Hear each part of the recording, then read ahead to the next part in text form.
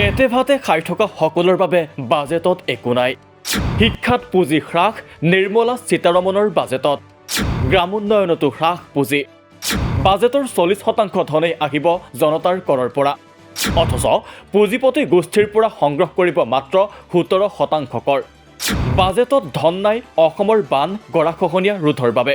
কেন্দ্ৰীয় বাজেটক লৈ সৰব সোচ্চাৰ প্ৰদেশ কংগ্ৰেছ। নৰেন্দ্ৰ মোদী বিজেপিৰ প্ৰিয় মিত্ৰ সেইটো হৈছে কি কৰ্পোৰেট গোষ্ঠী। আদানীয়ে কওক, আম্বানীয়ে কওক আৰু এনেকুৱাকে ভাৰতবৰ্ষৰ যিটো কৰ্পোৰেট গোষ্ঠী, এই কৰ্পোৰেট গোষ্ঠীৰ পৰা কিন্তু কৰটো কমকে লৈছে। তেওঁলোকৰ পৰা মাত্ৰ 17% ল'বলৈ ঠিক কৰিছে। হুৱেৰেজ আমাৰ দৰিদ্ৰ মানুহৰ পৰা 18% আৰু 22% আমাৰ পৰা ল'বলৈ ঠিক কৰিছে। কিন্তু কৰ্পোৰেট গোষ্ঠীয়ে যোনে দিব পাৰে তেওঁলোকৰ পৰা কিন্তু কমকে ল'বলৈ ঠিক কৰিছে। গতিকে ইয়াৰ শনিবাৰে বিত্তমন্ত্ৰী নিৰ্মলা সীতাৰমণে দাখিল কৰিলে 2025-26 বৰ্ষৰ বিত্তীয় বাজেট।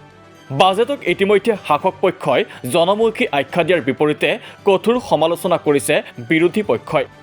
এইবাৰ নতুন বাজেটক কঠোৰ সমালোচনা কৰি সংবাদমেল প্ৰদেশ কংগ্ৰেছৰ। পুঁজিপতি গোষ্ঠীক আকৌ সকাহ দিলে।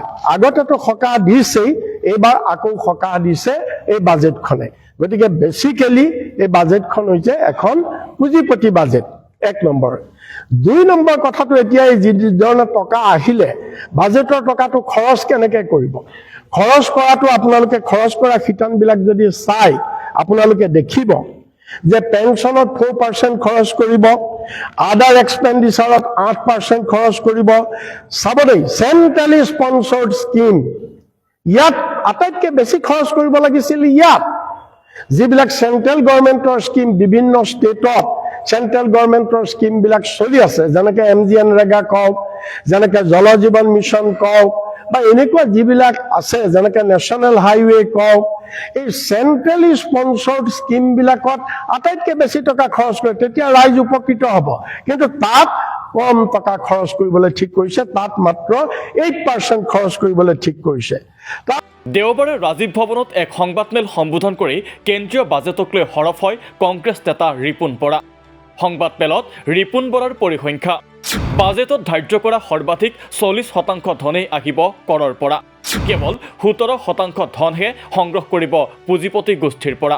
ইনকাম টেক্সৰ পৰা আহিব 22%, ইউনিয়ন এক্সাইজৰ পৰা আহিব 5%, GST আৰু আদাৰ টেক্সৰ পৰা আহিব 18%, কৰ্পোৰেট টেক্সৰ পৰা আহিব 17%, কাষ্টমৰ পৰা 4%, নন ডেট কেপিটেল ৰিচিপ্টৰ পৰা 1%, নন টেক্স ৰিচিপ্টৰ পৰা 9%, আৰু বৰয়িং এণ্ড আদাৰ লাইবিলিটিজ 24%। এতিয়া আপোনালোকে চাওক, 3টা মেজৰ বস্তু ইয়াত। বাজেটখনত হৈছে কি, যিটো জনসাধাৰণৰ মূৰত মাধমাৰ মাৰি এই বাজেটৰ টকা সংগ্ৰহ কৰিবলৈ পৰিকল্পনা লোৱা হৈছে। ইফালে নতুন বাজেটত কেইবাটাও গুৰুত্বপূৰ্ণ শিতানত পুঁজি কৰ্তনক লৈ সৰব ৰিপুণ বৰা। ৰিপুণ বৰাই দাঙি ধৰা তথ্য অনুসৰি বিগত বৰ্ষত শিক্ষাত ধাৰ্য হৈছিল বাজেটৰ 2.6% ধন, কিন্তু নতুন বাজেটত হ্ৰাস কৰা হ'ল 2.53%লৈ। একেদৰে গ্ৰামোন্নয়নত বিগত বৰ্ষত ধাৰ্য হৈছিল 5.51% ধন, কিন্তু নতুন বাজেটত হ্ৰাস কৰা হ'ল 5.26%লৈ। আটাইতকৈ আমাৰ স্বাস্থ্য আটাইতকৈ দৰকাৰী বস্তু, কিন্তু স্বাস্থ্যৰ শিতানত চৰকাৰে পুঁজি কৰ্তন কৰিছে বাজেটত। এডুকেশ্যন, শিক্ষা কিমান দৰকাৰী, কিমান জৰুৰী, শিক্ষাত কৰ্তন কৰিছে। আপোনাৰ এগ্ৰিকালচাৰ, কিমান আমাৰ দেশখনৰ অন্নদাতা, অন্নদাতাসকলে এগ্ৰিকালচাৰ নহ'লে আমি খাই জীয়াই থাকিম কি, আমি কি খাই জীয়াই থাকিম, কিন্তু তাত কৰ্তন কৰিছে। আৰু আটাইতকৈ ডাঙৰ কথা ৰুৰেল ডেভেলপমেণ্ট, গ্ৰাম্য উন্নয়নতো হায়েষ্ট পুঁজি কৰ্তন কৰিছে। কিমান? 75,133 মানে টকা কৰ্তন কৰিছে। একে সময়তে অসমৰ বাবে নামৰূপ সাৰ কাৰখানাৰ নামত নাম কিঞ্চিত ঘোষণা দিয়ে দায়িত্ব সামৰাৰ অভিযোগ কংগ্ৰেছৰ। ৰিপুণ বৰাৰ অভিযোগ, বিহাৰৰ বাবে বিভিন্ন শিতানত হাজাৰ হাজাৰ কোটি টকা ঘোষণা কৰা হৈছে বাজেটত, অথচ অসমৰ বান সমস্যাৰ বাবে ফুটা কৰিও ধাৰ্য কৰা নহ'ল মোদী চৰকাৰৰ নতুন বাজেটত। তাৰোপৰি ইয়াত এইটোতো পুৰা 100% চেণ্ট্ৰেল নহয়, 40% আমাৰ টকা থাকিব ইয়াত। আমাৰ অসমৰ ৰাইজৰ টকা থাকিব 40%, 60%হে চেণ্ট্ৰেলে দিব।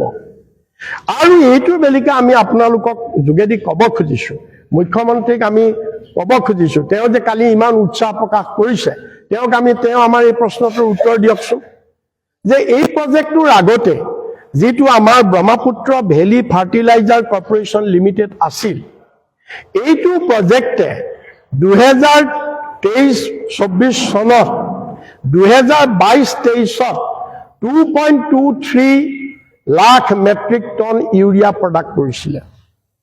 আৰু তাৰ এবছৰৰ পিছত ইয়াৰ প্ৰডাকশ্যনটো কমিলে। কিমান কমিলে? 1.80 লাখলৈ হ'ল। এই এক বছৰত এই কমাৰ অজুহাতত নীতি আয়োগে এই প্ৰজেক্টটো বন্ধ কৰিবলৈ দিছে। নীতি আয়োগে এই প্ৰজেক্টটো বন্ধ কৰিবলৈ দিছে। কিন্তু আজি বিজেপি চৰকাৰে এই বিষয়ে একো বাজেটতো একো কোৱা নাই। বাজেটত ক'ব লাগিছিলে যে নীতি আয়োগে কৈছে যদিও আমি নামানো, এই প্ৰজেক্টটো আমি আৰু মডাৰ্ণাইজ কৰিম, এই প্ৰজেক্টটোত আমি আৰু টকা দিম, এই প্ৰজেক্টটো আৰু আমি কাৰ্যক্ষম কৰিম, এই কথাটোতো কোৱা নাই। তাৰমানে আমাৰ এটা প্ৰজেক্ট মৰিব আৰু এটা প্ৰজেক্ট দিব, সেইটো কেতিয়া দিয়ে তাৰ ঠিক নাই, তাৰো 40% আমি দিব লাগিব।